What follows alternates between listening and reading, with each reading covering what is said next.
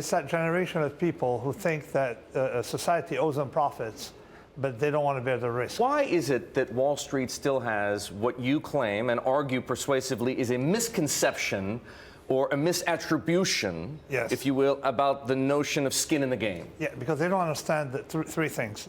Number one, that skin in the game is not just incentives.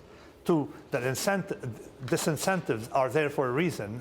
Since the beginning of times, for 4,000 years, beginning of civilization, we have had rules that don't allow the architect to build a structure and then walk away if it collapses and kills people. So you have one of the laws of Hammurabi. Hammurabi, okay. And back in Babylon. Exactly. And the third one is skin in the game is a filter. It's an evolutionary mechanism.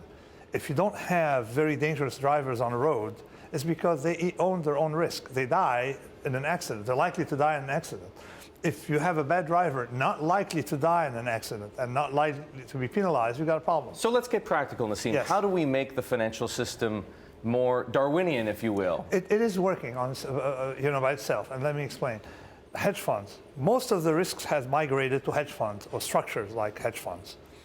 In a hedge fund, typically, investors require that the owner or the owners have more than, or something equivalent, 50% of their net worth in the fund. Not just their, non-reinvested profits, reinvested profits. It's their net worth. Why? To prevent them from playing the Bob Rubin trade. Because if the fund loses money, they suffer as well. They suffer as well, and clawback is not sufficient. You need the person to have, it's sort of like you need someone who cooks the food to taste it, just in case it's poisoned. But there are still, let's talk about hedge funds for a moment, though, because yes, there are still asymmetrical qualities to the way hedge funds are structured. Yes. In other words, if the hedge fund makes money, I, as the investor, make money. Yes. But the hedge fund itself gets to keep a management fee, a share of the profits. Yes. And the trader gets paid a percentage yes, of those profits. Yes. If the hedge fund subsequently loses money, it's not like the hedge fund gives me money back.